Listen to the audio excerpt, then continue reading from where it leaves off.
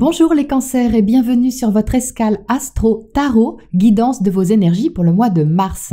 La nouvelle lune du 2 mars est conjointe à Jupiter, planète de l'expansion, et en bel aspect à Uranus, la nouveauté.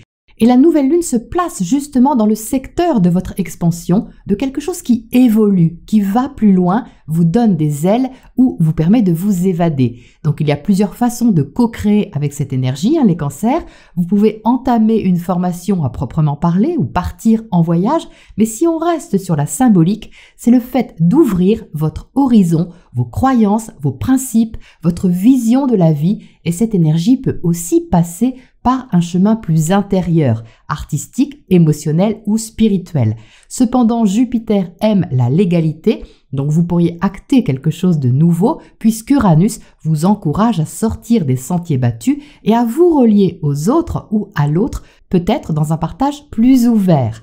Les autres conjonctions qui accompagnent cette nouvelle lune sont une vraie concentration de nouvelles forces à déployer. Premièrement, la conjonction de Mercure-Saturne en Verseau.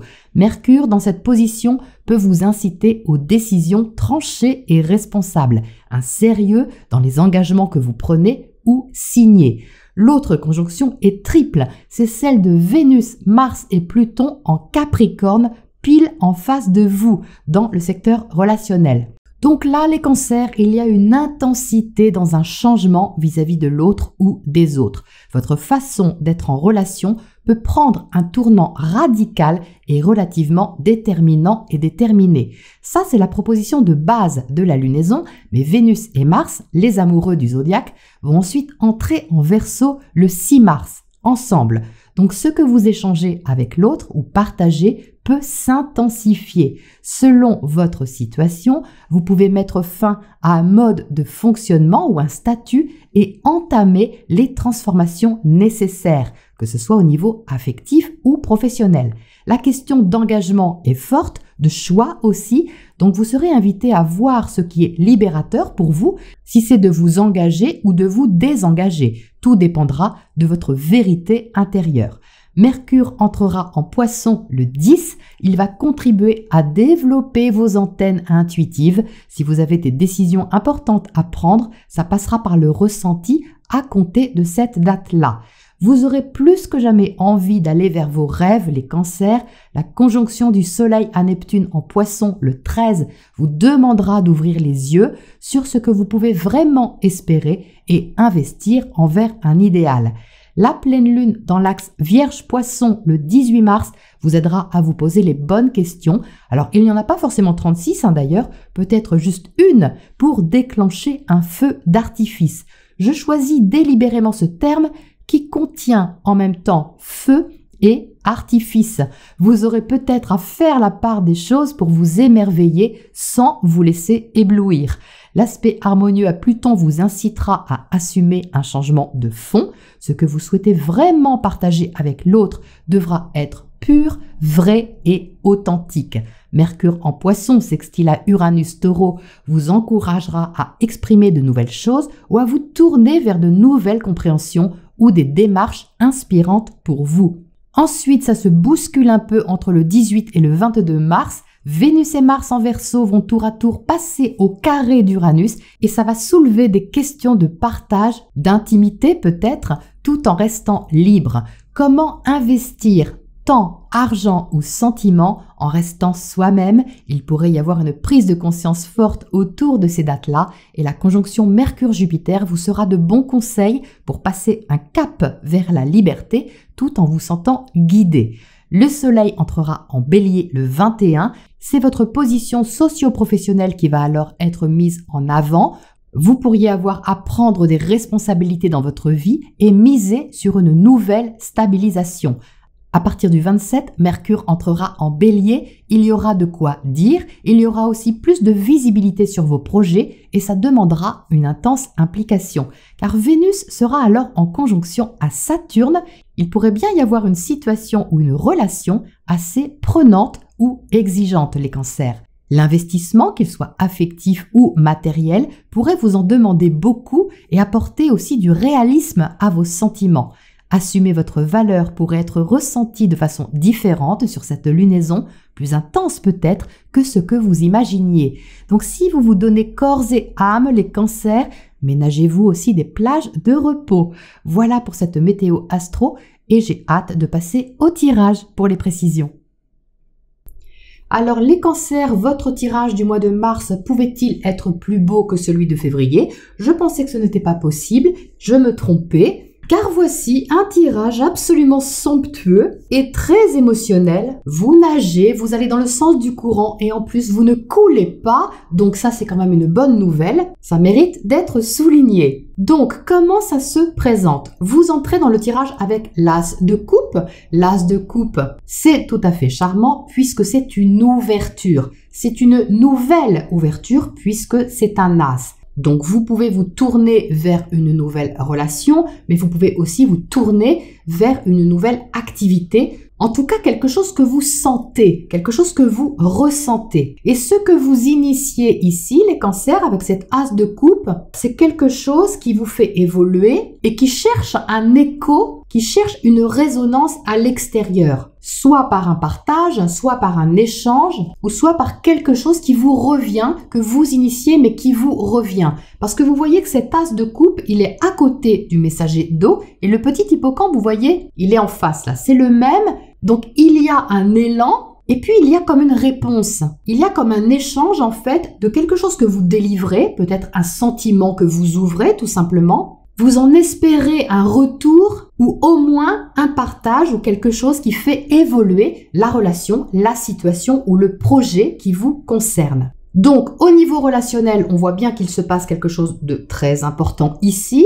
Vous êtes déterminé à ouvrir un espace à ce niveau, mais pour autant, vous n'avez pas envie de perdre votre lucidité et votre discernement. On a vraiment ici une énergie émotionnelle d'une ampleur extraordinaire, mais avec la reine d'air au centre, vous essayez de garder un recul, un discernement, une logique sur ce que vous ressentez. Et aussi une envie de clarté, de vérité, de transparence même, je dirais, dans ce que vous mettez sur la table ou dans ce que vous ouvrez, hein, si c'est votre cœur que vous ouvrez. Il y a une envie ici de transparence, de vérité et que les choses soient claires. Ce qui ne veut pas dire renoncer à votre sensibilité. De toute façon, ce n'est pas possible, mais en même temps, cette reine d'air, vous voyez, elle est tout de même entourée d'eau, donc elle ne peut pas ignorer les messages, on va dire, télépathiques, les sous-entendus peut-être, ou les intuitions qui lui parviennent, mais elle fait le tri si vous voulez. Vous voyez, hein, sur la tête de cette reine, il y a des ailes qui sont déployées, donc elle entend tout, cette reine, elle comprend tout, y compris ce qui vient d'en haut, et là, en l'occurrence, en haut, c'est le messager d'eau, donc une énergie quand même très intuitive et très sensible. Donc ça, c'est magnifique.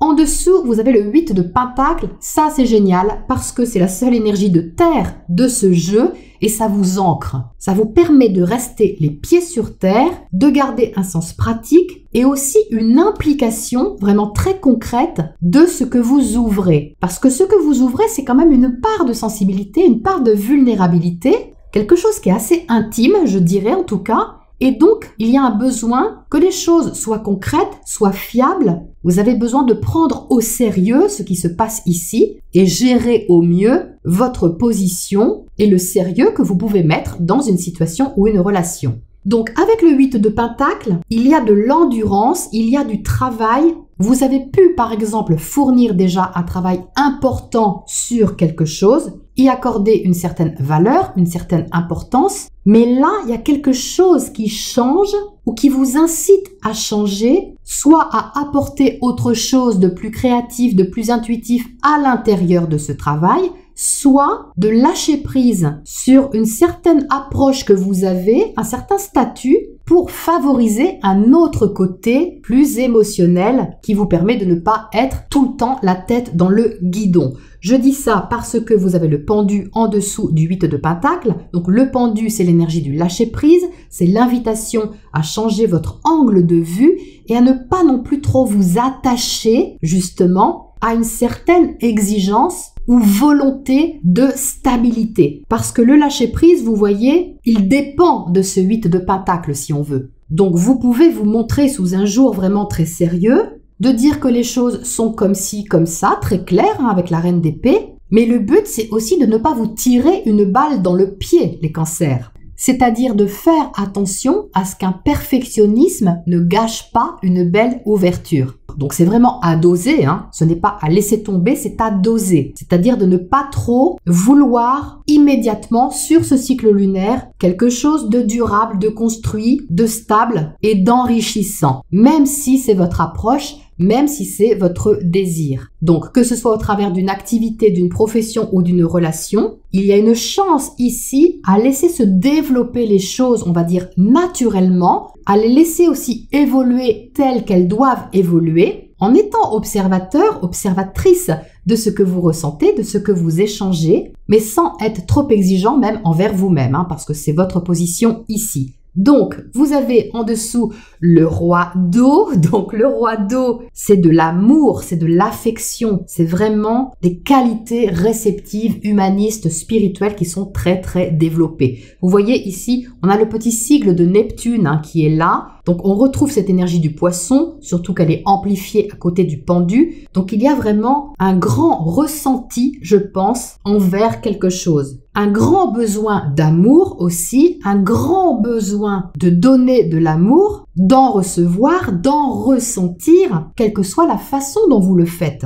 Tout le monde n'a pas de relation, tout le monde n'a pas de partenaire. Donc, quand on a cette ouverture ici, il faut trouver le moyen de la canaliser, de l'exploiter pour qu'elle soit douce, pour qu'elle soit porteuse aussi et qu'elle soit offerte ou partagée vers une direction qui peut recevoir cette dose, on va dire, d'ouverture émotionnelle. Donc, avec cette combinaison, les cancers, vous pourriez fondre quand même, je vous le dis, vous pourriez fondre. Alors, fondre pour quelqu'un, fondre pour quelque chose. Il y a quand même une touche d'idéalisme ici, il ne faut pas se mentir. Mais je ne suis pas là pour vous vendre du rêve, de toute façon, c'est ni ma démarche, ni mon intérêt. Mais l'expansion, on va dire, de ce que vous ressentez peut vous tourner un peu la tête quand même sur cette lunaison et vous donner la sensation ponctuelle que vous perdez pied. Je dis bien ponctuelle parce que c'est ce que me dit le pendu, mais je vous rassure, ponctuelle parce que vous avez quand même la reine d'épée qui vous maintient en sécurité, surtout à côté du 8 de pentacle. Donc, ce roi d'eau, ça peut être quelqu'un que vous aimez, ça peut être quelqu'un que vous admirez, ça peut être quelqu'un qui vous inspire. On parle ici d'inspiration, Donc, vous pouvez être inspiré par plein de choses. On n'est pas tous inspirés de la même manière.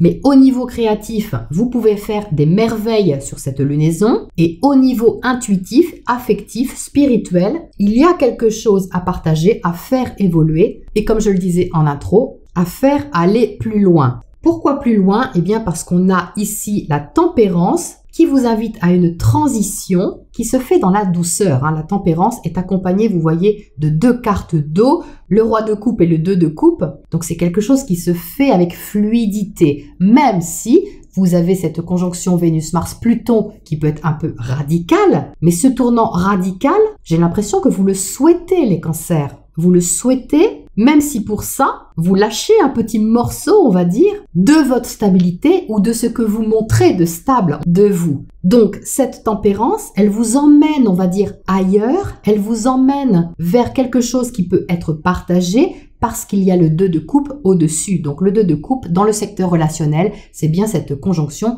Vénus-Mars qui s'y trouve. Donc, si vous n'avez pas de relation amoureuse qui évolue, si vous n'avez pas une nouvelle rencontre qui émerge et qui vous semble prometteuse, ce 2 de coupe peut se manifester d'une autre manière. Ça peut être une relation amicale qui prend de l'ampleur, avec qui vous avez peut-être à partager un projet. Ça peut être aussi une activité que vous partagez envers le secteur relationnel. Exemple, vous pouvez vous engager dans une activité, on va dire, humanitaire ou de service ou de soins, de guérison, quelque chose qui apporte du bien-être, apporte de la douceur et qui vous permet de mettre vos qualités intuitives, réceptives et émotionnelles au service de l'autre ou des autres. Ça peut être ça aussi. Tout le monde n'est pas dans une relation amoureuse, même si c'est tentant de l'interpréter comme ça. Donc, ça peut être ça aussi. Si c'est professionnel, vous pouvez apporter, comme je le disais, quelque chose de différent, de nouveau dans votre profession. Quelque chose qui vous touche, quelque chose qui peut apporter une sorte de valeur ajoutée, même si ce n'est pas forcément ce que vous recherchez au départ. Vous ne recherchez pas, je pense, une reconnaissance matérielle ou professionnelle, en tout cas pas sur cette lunaison, parce que cette lunaison est trop orientée sur le côté, on va dire, développement intérieur. Mais n'empêche que ça peut vous mettre une sorte de pied à l'étrier et faire évoluer quelque chose. C'est ça qui est enrichissant. Vous voyez que là, vous avez la roue de fortune, donc ça précise bien justement que les choses évoluent. La roue tourne, elle tourne en votre faveur, les cancers, parce que vous apportez quelque chose. Ce n'est pas quelque chose que vous subissez, c'est vous, avec cet as, qui apportez quelque chose. Et c'est ça qui fait évoluer la situation ou la relation d'une façon vraiment forte au niveau de ce que vous ressentez. Donc ça, c'est vraiment très très beau, surtout que cette roue de fortune m'inspire vraiment le retour des choses. Il y a ici comme un effet boomerang, ce que vous offrez vraiment avec le cœur vous revient presque aussitôt, je dirais. C'est sublime, quel que soit le support que vous prenez pour ouvrir cet espace. Alors, on va essayer d'en savoir un petit peu plus. Je vais tirer une carte sur ce pendu ici en bas, parce que j'ai l'impression que vous lâchez un petit morceau de stabilité, mais ça ne vous met pas en danger. C'est plutôt quelque chose que vous montrez de vous, mais qui doit lâcher un petit peu. Qu'est-ce que c'est ça ? Oui, on a le jardinier, donc vous avez envie, vous, de faire pousser les choses, vous avez envie de prendre soin aussi, et de ne pas gaspiller justement votre énergie, votre temps ou même vos sentiments dans quelque chose qui n'irait pas au bout ou tout au moins qui ne serait pas correctement nourri. Vous y tenez avec le 8 de Pentacles parce que vous vous êtes investi dedans. Donc vous êtes ni prêt à le perdre, ni forcément à renoncer ou à sacrifier ce que vous avez réussi à faire pousser jusque-là ou entretenu ou préservé d'une façon ou d'une autre. C'est quelque chose dans ce style-là. Et pourtant, avec ce pendu, il y a quelque chose à lâcher. Alors, à mon avis, ça peut être lors de ce carré de Vénus-Mars à Uranus. Donc, autour de la pleine lune et jusqu'au 22, vous pourriez être invité à voir justement ce à quoi vous tenez et ce que vous êtes invité à lâcher pour vous libérer. Parce que le fait de lâcher un petit quelque chose, c'est pas forcément tout lâcher, c'est un petit quelque chose auquel vous tenez, bien ça peut vous ouvrir sur un espace plus grand et une occasion de conclure peut-être un contrat ou de vous ouvrir à une relation, un partenariat ou une entente, quelle qu'elle soit. Alors, on va aller voir justement du côté de ce 2 de coupe. Qu'est-ce qu'il nous dit, lui ? J'ai la clé qui sort tout de suite. Donc, la clé, c'est la solution. Donc, vous voyez là, il y a un arrangement, il y a une ouverture, un déblocage, un déverrouillage. C'est la clé de l'évasion, c'est la clé de l'espoir. C'est une porte ouverte ici, C'est magnifique. Ça demande un petit truc de votre part, un petit effort, mais c'est pas bien méchant à mon avis. Ça se passe plutôt agréablement. Mais c'est lié à un travail fourni, quelque chose dont vous avez pris soin jusque-là. C'est pour ça que vous avez des idées bien précises là-dessus, que ce soit une activité ou votre façon de gérer quelque chose, relation, corps, santé, peu importe. Donc là, il y a vraiment et clairement une ouverture, les cancers, une ouverture relationnelle ou contractuelle. Mais en tout cas, c'est très très beau. Qu'est-ce qu'on a sur cette roue de fortune au-dessus? Cette relation qui évolue. En fait, vous savez, il y a cette intelligence avec la reine d'air. Vous savez très bien que pour faire évoluer la situation, il y a un terrain d'entente à trouver en fait. Vous le savez très très bien. Vous n'êtes pas dupe de ça. Alors, qu'est-ce qu'on a sur cette roue de fortune? Non mais je rêve. Le 2 de coupe à nouveau. Donc là, vous recherchez vraiment quelque chose d'harmonieux, les cancers. Une entente fluide, quelque chose ou quelqu'un avec qui vous ressentez une connexion évidente, une connexion émotionnelle qui coule de source, même si vous avez à l'intérieur de vous une vue perçante sur les choses. C'est superbe, les cancers. Qu'est-ce qu'on a comme oracle conseil pour terminer là-dessus? On a Peaks of Joy, donc là, il y a des pics de joie, vous voyez, il y a quelque chose dont vous pouvez vous réjouir, une solution qui est trouvée, un arrangement, une issue, une alliance qui se trouve, un partenariat que vous ouvrez. Ce sont des belles émotions, les cancers ici. Il y a vraiment quelque chose ici qui peut vous donner confiance. Et pour moi, ça passe par le fait aussi de savoir vous abandonner à quelque chose, sans vous perdre, bien sûr, mais vous abandonner à quelque chose de plus doux, de plus humain, plus humaniste, et sans aucun doute tourner vers le relationnel. C'est assez flagrant ici. Voilà les cancers pour votre mois de mars, et je vous retrouve bientôt pour la prochaine escale.